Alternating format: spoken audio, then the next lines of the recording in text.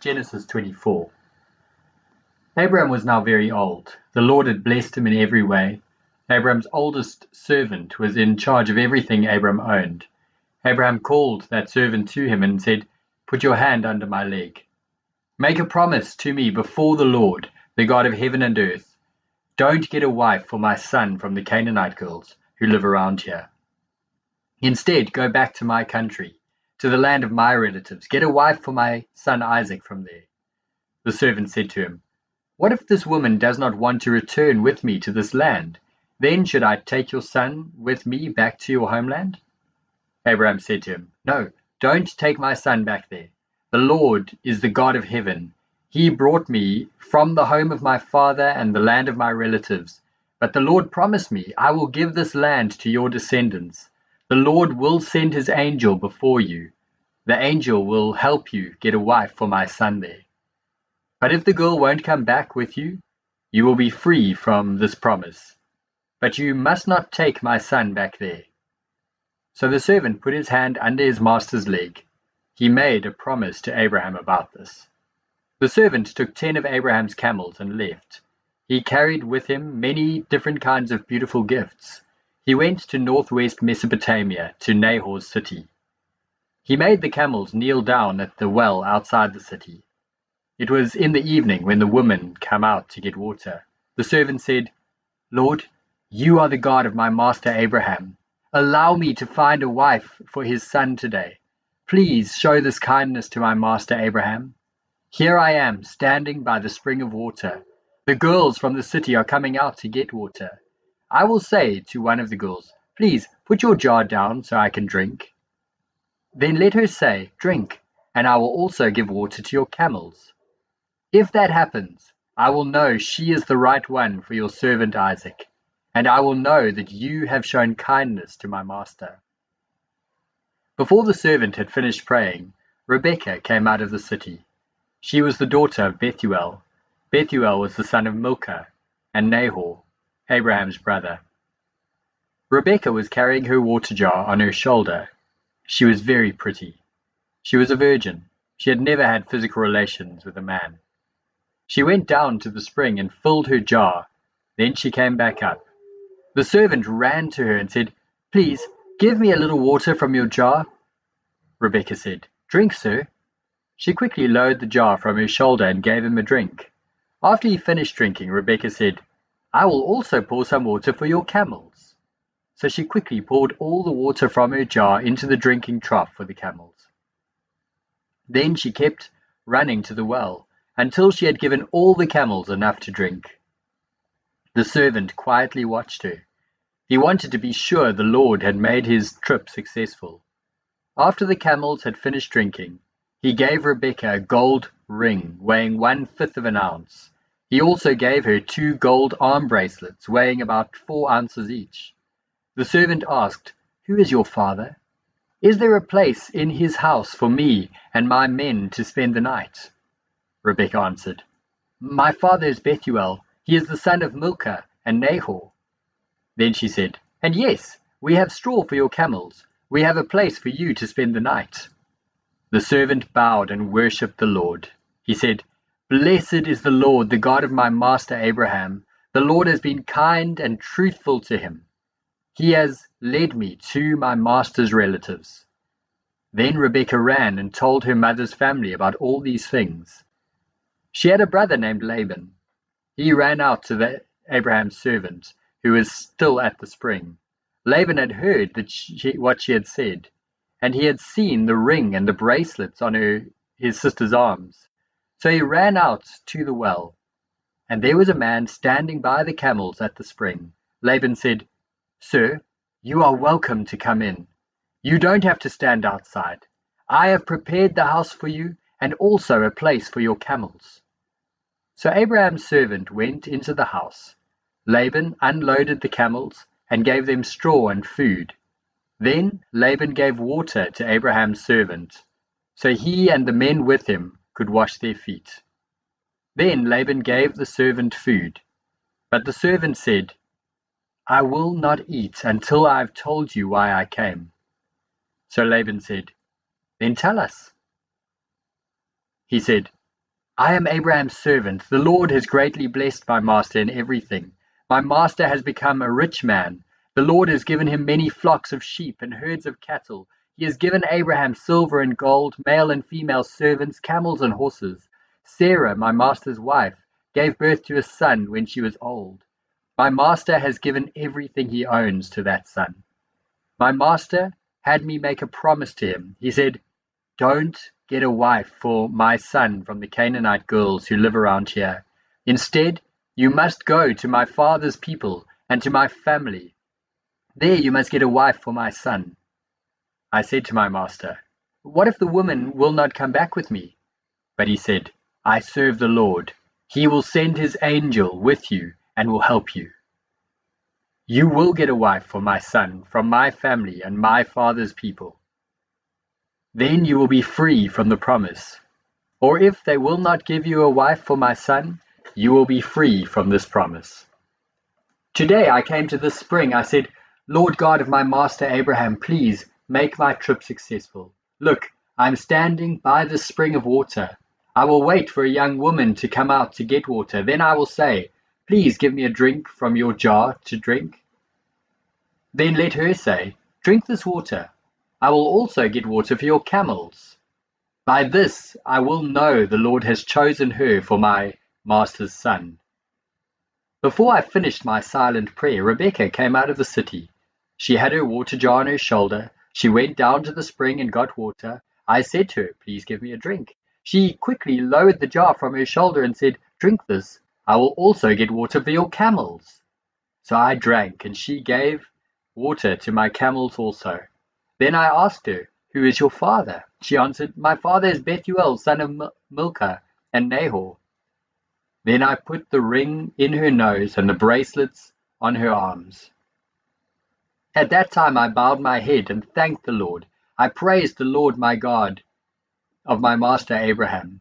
I thanked him because he led me on the right road to get the granddaughter of my master's brother for his son.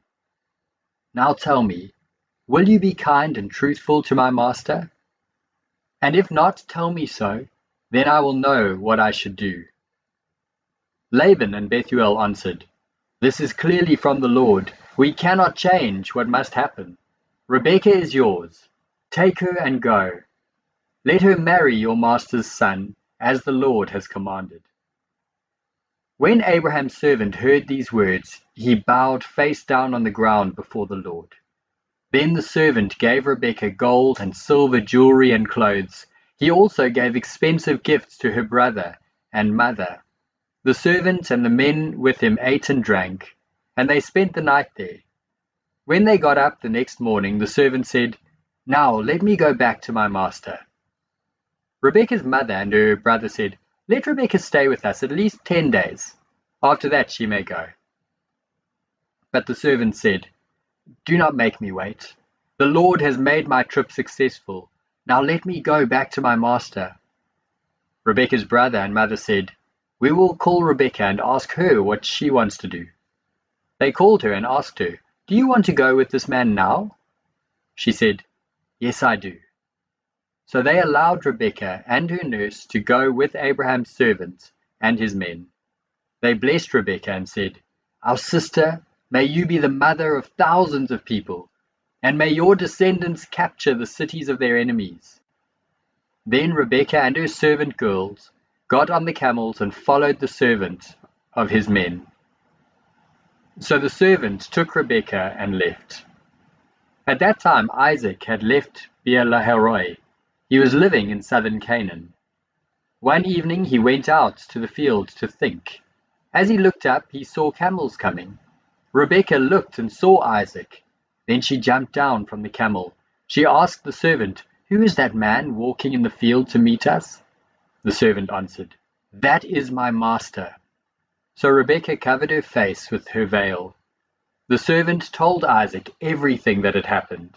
Then Isaac brought Rebekah into the tent of Sarah his mother, and she became his wife. Isaac loved her very much, so he was comforted after his mother's death. Matthew chapter 23. Then Jesus spoke to the crowds and to his followers. Jesus said, "The teachers of the law and the Pharisees have the authority to tell you what the law of Moses says. So you should obey and follow whatever they tell you. But their lives are not good examples for you to follow. They tell you to do things, but they don't do the things themselves.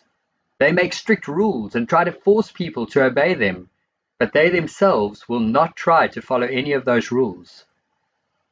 The reason they do good things is so that other people will see them. They make the boxes of scripture that they wear bigger and bigger, and they make their special prayer clothes very long so that people will notice them. Those Pharisees and teachers of the law love to have the most important seats at the feasts, and they love to have the most important seats in the synagogues. They love people to show respect to them in the marketplaces, and they love to have people call them teacher. But you must not be called teacher. You are all brothers and sisters together. You have only one teacher. And don't call any person on earth Father. You have one Father, he is in heaven. And you should not be called Master. You have only one Master, the Christ. He who serves you as a servant is the greatest among you. Whoever makes himself great will be made humble. Whoever makes himself humble will be made great. How terrible for you, teachers of the law and Pharisees! You are hypocrites. You close the door for people to enter the kingdom of heaven. You yourselves don't enter, and you stop others who are trying to enter. How terrible for you, teachers of the law and Pharisees! You are hypocrites. You take away widows' houses, and you make long prayers so that people can see you. So you will have a worse punishment. How terrible for you, teachers of the law and Pharisees! You are hypocrites. You travel across land and sea to find one person who will follow your ways. When you find that person, you make him more fit for hell than you are. How terrible for you, teachers of the law and Pharisees! You guide the people, but you are blind. You say, if anyone swears by the temple when he makes a promise, that means nothing. But if anyone swears by the gold that is in the temple, then he must keep that promise. You are blind fools. Which is greater, the gold or the temple? The temple makes that gold holy. And you say, if anyone swears by the altar when he makes a promise, that means nothing. But if he swears by the gift on the altar, then he must keep his promise. You are blind. Which is greater, the gift or the altar? The altar makes the gift holy. The person who swears by the altar is really using the altar and also everything on the altar. And the person who uses the temple to make a promise is really using the temple and also everything in the temple. The person who uses heaven to make a promise is also using God's throne and the one who sits on that throne. How terrible for you, teachers of the law and Pharisees! You are hypocrites. You give to God 1/10 of everything you earn, even your mint, dill, and cumin. But you don't obey the really important teachings of the law, being fair, showing mercy, and being loyal. These are the things you should do, as well as those other things. You guide the people, but you are blind. You are like a person who picks a fly out of his drink and then swallows a camel. How terrible for you, teachers of the law and Pharisees! You are hypocrites. You wash the outside of your cups and dishes, but inside they are full of things that you got by cheating others and pleasing only yourselves. Pharisees, you are blind. First make the inside of the cup clean and good. Then the outside of the cup can be truly clean. How terrible for you, teachers of the law and Pharisees! You are hypocrites. You are like tombs that are painted white. Outside, those tombs look fine, but inside they are full of the bones of dead people, and all kinds of unclean things are there. It is the same with you. People look at you and think you are good, but on the inside, you are full of hypocrisy and evil. How terrible for you, teachers of the law and Pharisees! You are hypocrites. You build tombs for the prophets. You show honor to the graves of people who lived good lives, and you say, if we had lived during the time of our fathers, we would not have helped them kill the prophets. But you give proof that you are children of those people who murdered the prophets, and you will complete the sin of your fathers. You are snakes, a family of poisonous snakes. You will not escape God. You will all be judged guilty and be sent to hell. So I tell you this, I am sending to you prophets and wise men and teachers. You will kill some of these people. You will nail some of them to crosses. You will beat some of them in your synagogues. You will chase them from town to town. So you will be guilty for the death of all the good people who have been killed on earth. You will be guilty for the murder of that good man Abel. And you will be guilty for the murder of Zechariah, son of Berechiah. He was murdered when he was between the temple and the altar.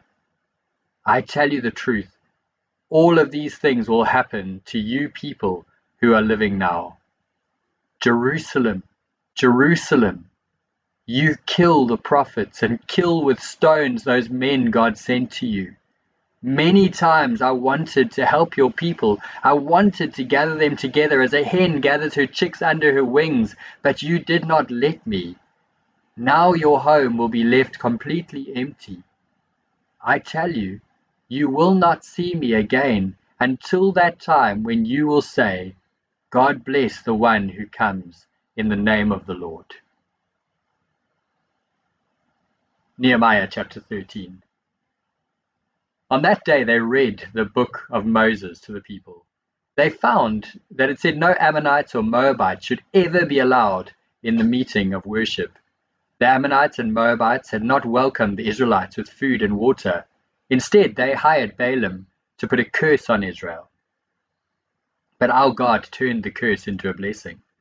The people heard this teaching, so they separated all foreigners from Israel.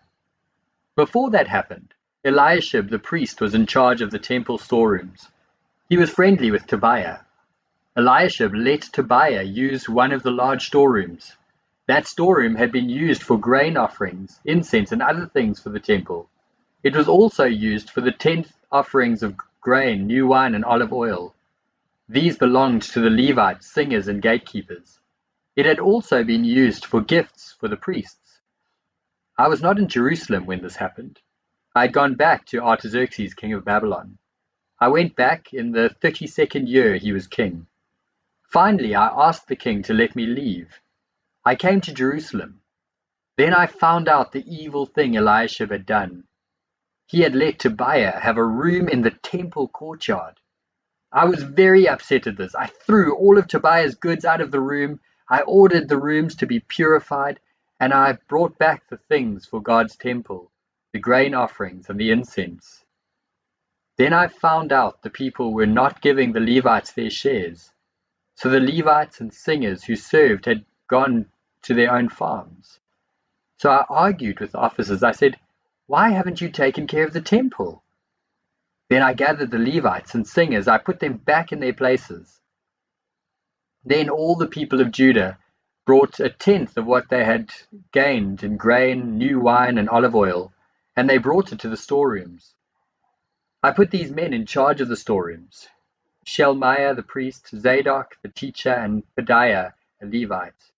I made Hanan son of Zakkur their helper. Zakkur was the son of Mattaniah. Everyone knew they were honest men. They gave out the portions that went to their relatives. Remember me, my God, for this. Do not ignore my love for the temple and its service.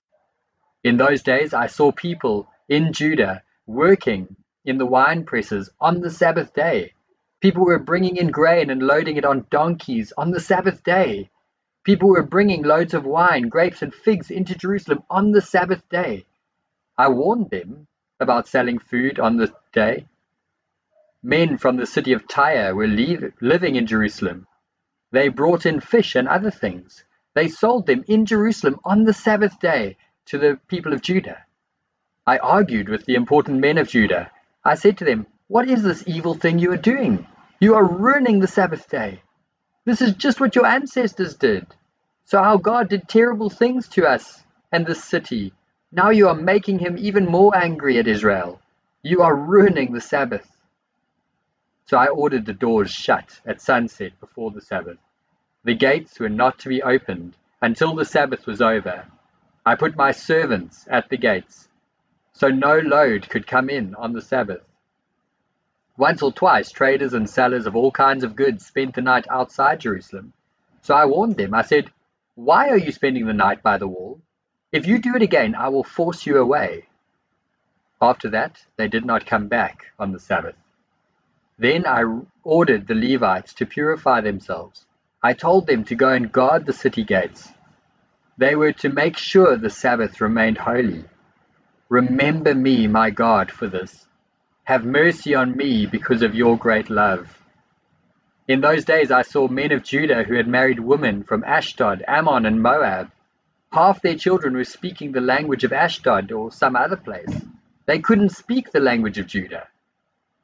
I argued with those people. I put curses on them. I hit some of them and pulled out their hair. I forced them to make a promise to God. I said, "Do not let your daughters marry the sons of foreigners. Do not take the daughters of foreigners as wives for your sons or yourselves." Foreign women made King Solomon of Israel sin. There was never a king like him in any of the nations. God loved Solomon. God made him king over all Israel. But foreign women made Solomon sin. And now you are not obedient when you do this evil thing. You are unfaithful to our God when you marry foreign wives. Joadiah was the son of Eliashib, the high priest. One of Joadiah's sons married a daughter of Sanballat the Horonite, who was not a Jew. So I forced Joadiah's son away from me. Remember them, my God. They made the priesthood unclean. They made the agreement of the priests and Levites unclean. So I purified them of everything that was foreign. I appointed duties for the priests and Levites. Each man had his own job. I also made sure wood was brought for the altar at regular times. And I made sure the first fruits were brought. Remember, my God, to be kind to me. Acts chapter 23. Paul looked at the Jewish council and said, "Brothers, I have lived my life in a good way before God up to this day." Ananias the high priest heard this and told the men who were standing near Paul to hit him on his mouth. Paul said to Ananias, "God will hit you too. You are like a wall that has been painted white. You sit there and judge me using the law of Moses, but you are telling them to hit me, and that is against the law." The men standing near Paul said to him, "You cannot talk like that to God's high priest. You are insulting him." Paul said, "Brothers, I did not know this man was the high priest. It is written in the scriptures, 'You must not curse a leader of your people.'" Some of the men in the meeting were Sadducees and others were Pharisees. So Paul shouted to them, "My brothers, I am a Pharisee, and my father was a Pharisee. I am on trial here because I hope that people will rise from death." When Paul said this, there was an argument between the Pharisees and the Sadducees. The group was divided. The Sadducees believe that after people die, they cannot live again. The Sadducees also teach that there are no angels or spirits, but the Pharisees believe in them all. So there was a great uproar. Some of the teachers of the law, who were Pharisees, stood up and argued, "We find nothing wrong with this man. Maybe an angel or a spirit did speak to him." The argument was beginning to turn into a fight. The commander was afraid that the Jews would tear Paul to pieces. So the commander told the soldiers to go down and take Paul away and put him in the army building. The next night, the Lord came and stood by Paul. He said, "Be brave. You have told people in Jerusalem about me. You must do the same in Rome also." In the morning, some of the Jews made a plan to kill Paul. They made a promise that they would not eat or drink anything until they had killed him. There were more than 40 Jews who made this plan. They went and talked to the leading priests and the Jewish elders. They said, "We have made a promise to ourselves that we will not eat or drink until we have killed Paul. So this is what we want you to do. Send a message to the commander to bring Paul out to you. Tell him you want to ask Paul more questions, so we will be waiting to kill him while he is on the way here." But Paul's nephew heard about this plan. He went to the army building and told Paul about it. Then Paul called one of the officers and said, "Take this young man to the commander. He has a message for him." So the officer brought Paul's nephew to the commander. The officer said, "The prisoner Paul asked me to bring this young man to you. He wants to tell you something." The commander led the young man to a place where he could be alone. The commander asked, "What do you want to tell me?" The young man said, "The Jews have decided to ask you to bring Paul down to their council meeting tomorrow. They want you to think that they are going to ask him more questions, but don't believe them. There are more than 40 men who are hiding and waiting to kill Paul. They have all made a promise not to eat or drink until they have killed him. Now they are waiting for you to agree." The commander sent the young man away. He said to him, "Don't tell anyone that you have told me about their plan." Then the commander called 2 officers. He said to them, "I need some men to go to Caesarea. Get 200 soldiers ready. Also get 70 horsemen and 200 men with spears. Be ready to leave at 9 o'clock tonight.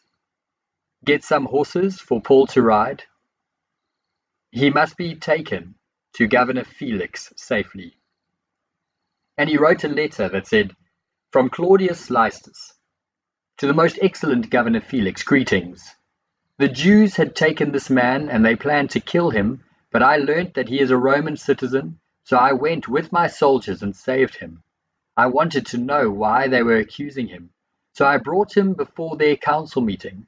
I learnt that the Jews said Paul did some things that were wrong, but these charges were about their own laws, and no charge was worthy of jail or death. I was told that some of the Jews were planning to kill Paul, so I sent him to you at once. I also told those Jews to tell you what they have against him." So the soldiers did what they were told. They took Paul and brought him to the city of Antiparis that night. The next day the horsemen went with Paul to Caesarea, but the other soldiers went back to the army building in Jerusalem. The horsemen came to Caesarea and gave the letter to the governor. Then they turned Paul over to him. The governor read the letter. Then he asked Paul, "What area are you from?" He learnt that Paul was from Cilicia. He said, "I will hear your case when those who are against you come here too." Then the governor gave orders for Paul to be kept under guard in the palace.